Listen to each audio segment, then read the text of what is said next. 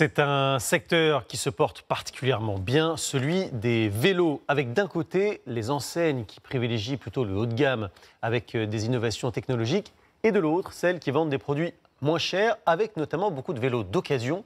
Chez le leader français du sport, c'est même devenu une part plutôt importante de son chiffre d'affaires, comme on le voit avec Olga Lévesque et Marco. Ne cherchez pas, dans ce rayon, vous ne trouverez pas un vélo neuf. Ici, tout est de seconde main. On va proposer nos vélos donc en seconde vie, donc des vélos qui ont été révisés par nos équipes ateliers, par nos techniciens et nos vendeurs, et qui sont proposés à nos clients à un prix bien plus intéressant que le produit neuf. Celui-ci était vendu 150 € neuf. Il coûte aujourd'hui 70 €, moitié moins cher. Et avant d'être remis en vente, il a été intégralement révisé dans l'atelier du magasin. Alors, sur un vélo comme celui-ci, par exemple, on va venir contrôler le freinage, évidemment, qui est un élément de sécurité. On va venir contrôler les pneus, les chambres à air, tout le cadre pour vérifier que tout va bien dessus. La seconde main, une option plébiscitée par les clients. Plus 75 % de ventes en 2 ans dans cette enseigne. Un vélo, en fait, ça s'abîme assez vite. Moi, j'ai des enfants.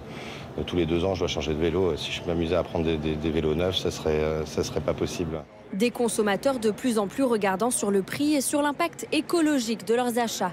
Proposer des produits reconditionnés, c'est aussi attirer les adeptes des sites de revente.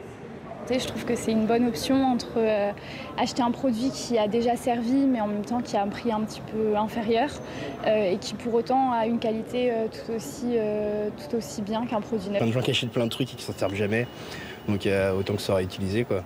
C'était une autre demande des clients, essayer chez soi avant d'acheter. Alors l'enseigne s'est adaptée. Depuis 3 ans, certains produits sont proposés à la location, comme ce banc à haltères. Comptez 10 € par mois. Un dispositif gagnant au rayon vélo. Aujourd'hui, 7 % des bicyclettes sortant du magasin sont louées. Nos clients demandent de plus en plus la location des vélos adultes, notamment sur les vélos électriques, pour pouvoir voir si ça correspond à leur pratique, puisque c'est vraiment un changement dans leur mode de déplacement. Justement, comment s'adapter à ces nouveaux modes de déplacement? Car il ne s'agit plus d'acheter un simple vélo, mais un nouveau moyen de transport. Il a fallu repenser l'offre. Ce vélo cargo, comprenez rallongé à l'avant, est le petit dernier sur le marché. Parfois, il y a des foyers qui ont 2 voitures. Ils vont en remplacer une par ce vélo cargo qui coûte 4 999 €.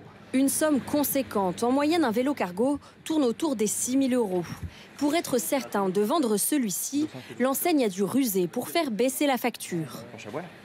On est sur des matériaux qui sont déjà utilisés ailleurs, sur d'autres produits. Les scratchs Decathlon, on en fait, c'est au kilomètre, centaines de milliers de kilomètres par an, je pense. Donc forcément, sur tous ces petits éléments-là, on arrive à chaque fois à baisser les coûts comparés à nos concurrents.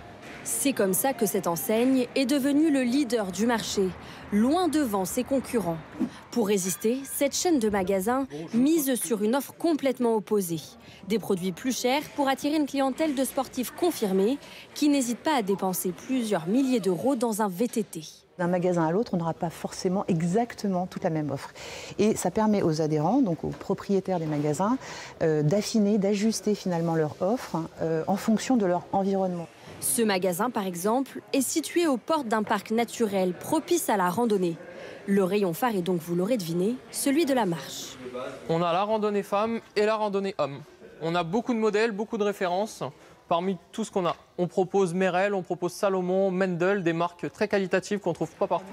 L'expertise de ces vendeurs pour renseigner les clients les plus exigeants. On essaie de les enfiler. La chaîne en a fait un de ses atouts.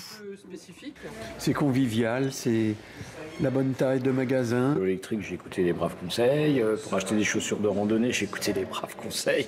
Cette nouvelle recette fonctionne. Le chiffre d'affaires de cette enseigne a progressé de 4,5 % l'année dernière.